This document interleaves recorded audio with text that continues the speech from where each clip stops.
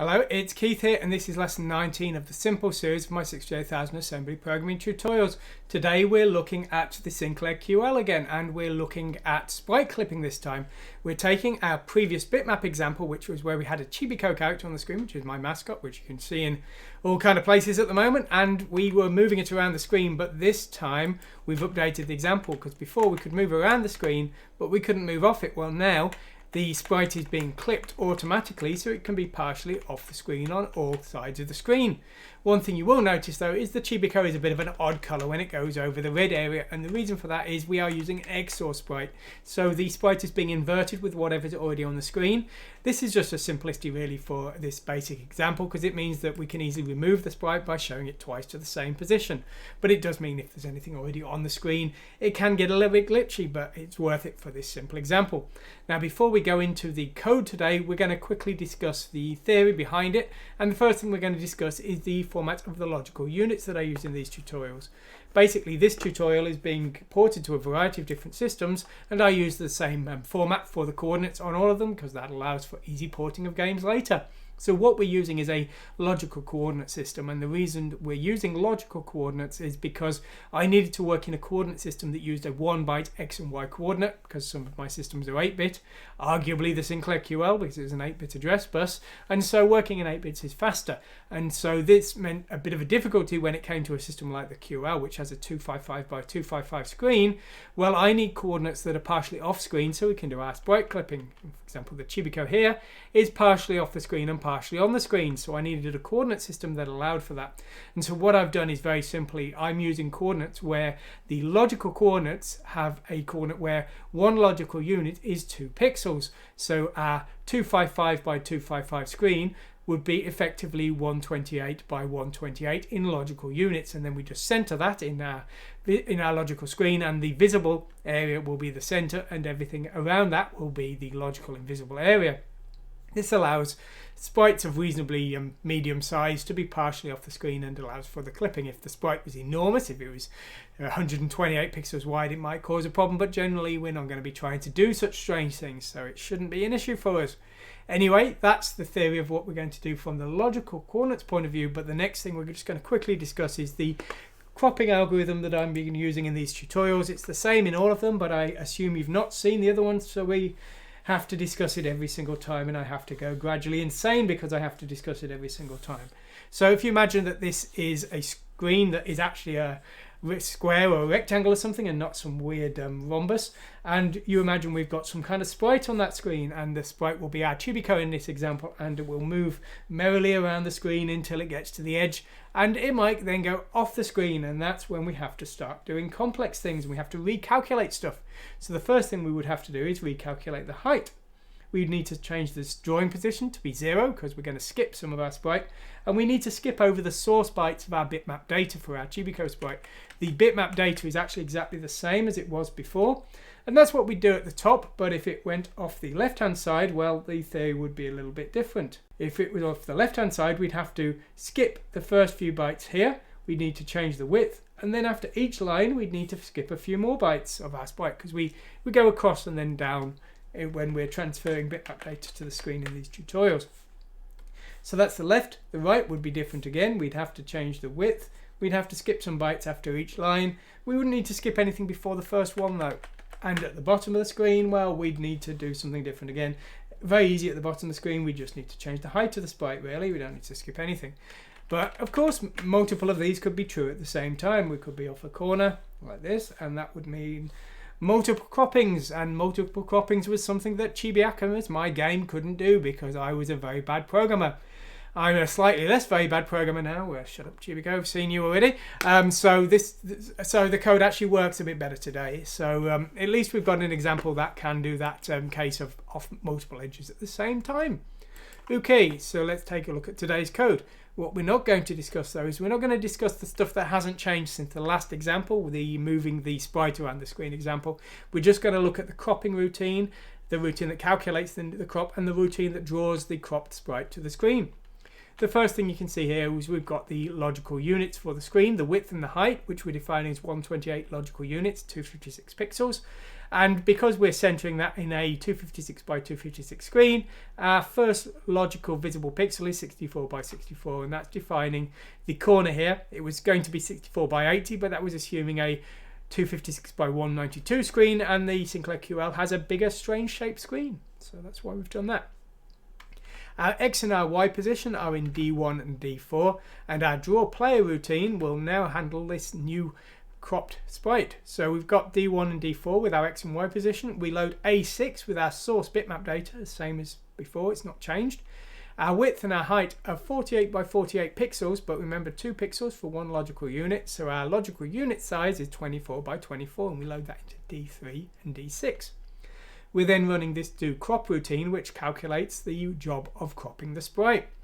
Now, when this returns, it will set the carry if the sprite is entirely off the screen. And if I get a sprite stick here, so if our sprite is entirely off the screen, we don't want to draw anything, because drawing a sprite of 0 size could cause an infinite loop, and if it doesn't, it would be wasting our time, so we're not going to do anything. So let's take a look at that cropping routine now, and we'll come back later and look at the drawing routine. Okay.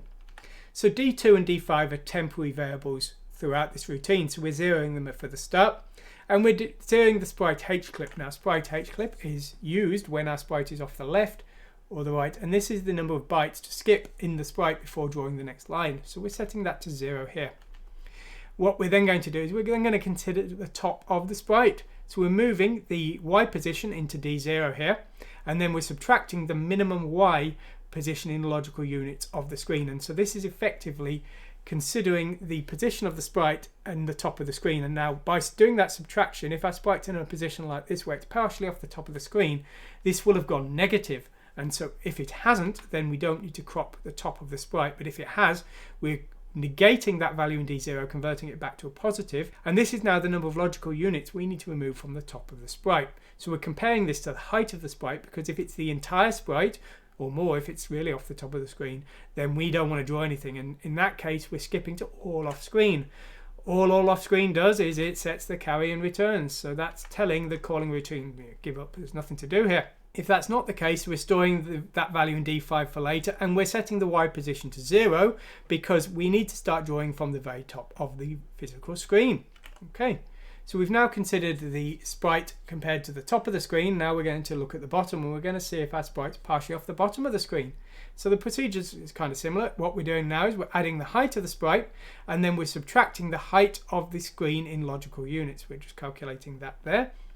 And then if that has caused a carry, then there is nothing to crop, but if it hasn't, then there is something that we need to crop off the bottom. So again, we're comparing to the height of the sprite, because if our sprite is entirely off the bottom of the screen, well, there's nothing to draw. So again, we would in that case skip to all off screen. Otherwise, we're storing this value to remove from the bottom in D2. Okay, so we've got the amounts to remove from the top and the bottom here.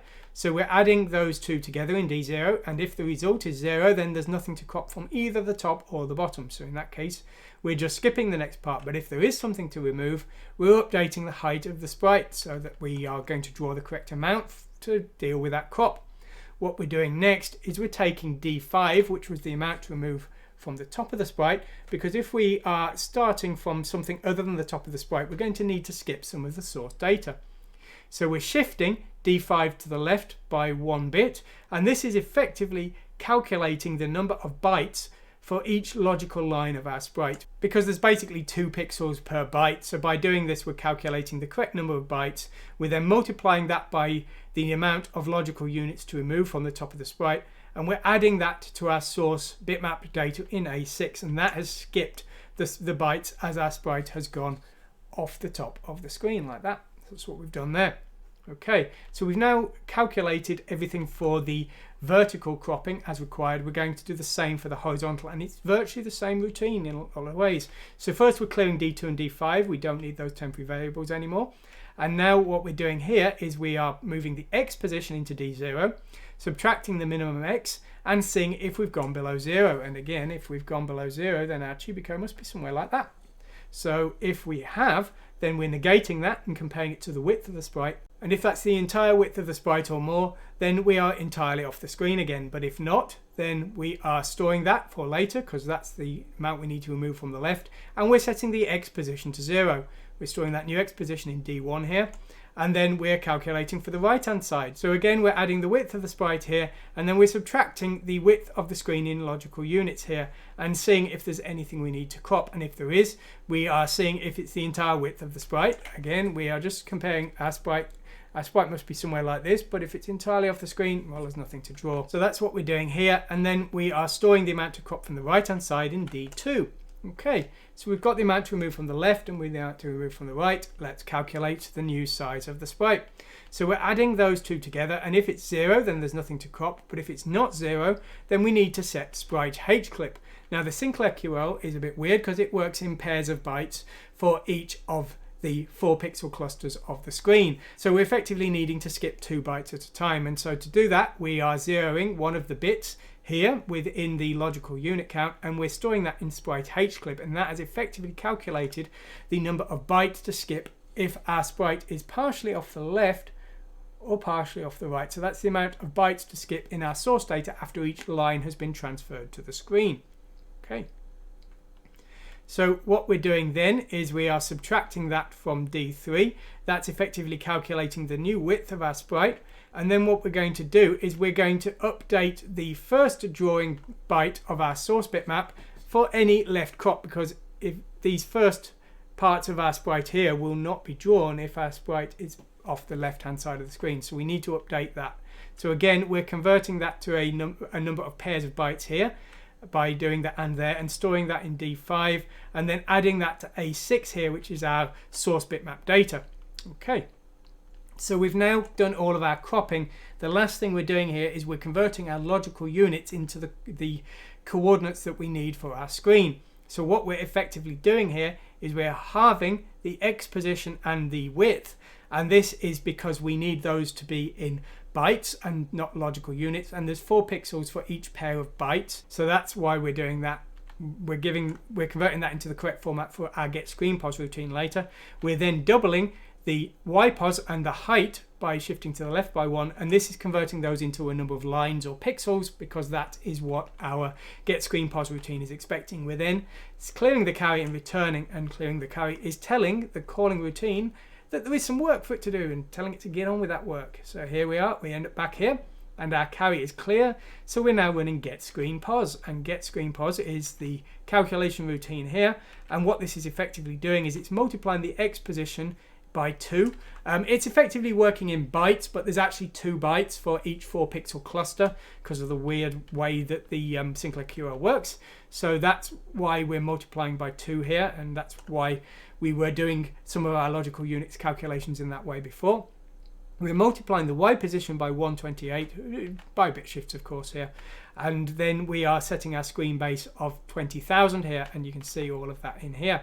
This is setting A2 to the VRAM destination that we want to transfer our bitmap to. Now our bitmap, with any cropping required, is now in A6, and what we're doing here is we are going to transfer bytes from A6 and XORing them, EORing them if you prefer, with the screen memory in A2. And we're doing one word at a time, because one word is effectively the 4 pixels, the bit planes for the 4 pixels. That's the red, green, blue bit planes and the flashing bit plane, which is completely useless, unfortunately.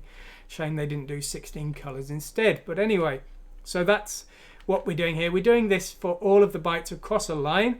Once we've done a line, we're then adding any sprite hclip, and remember, this is to deal with the cropping of our character if it's partially off the left or partially off the right, because we need to skip a few bytes before we do the next line in that case. So we're adding that to A6 if that's not 0. We're then adding 128 to our VRAM destination. We're backing up and restoring it. So we're effectively moving across our sprite and then jumping down and moving across and down in that kind of format. That's why we're doing that. And we're just repeating until our sprite is done. So there we go. So that is how we're drawing our sprite to the screen and how we're handling all of that pesky cropping. So I'm not in any way saying this is the best clipping routine in the world. It's only better than the one in Chibi Akuma's. I guess that's all I could say. The one in Chibi Akuma's works, so I guess in an emergency this one will work as well, and it does does what it says on the tin, so to speak. It does the cropping for you. So if this is any use to you, you can go to my website, you can download the source code and the build scripts and all of the other stuff for Chibi Akamazaka Sprite Editor, and you can use it in any way you want in your own projects, even if they're commercial, because I think if this is helpful to you, go ahead and use it. Anyway, hope you've enjoyed what you've seen today. Thanks for watching, and goodbye.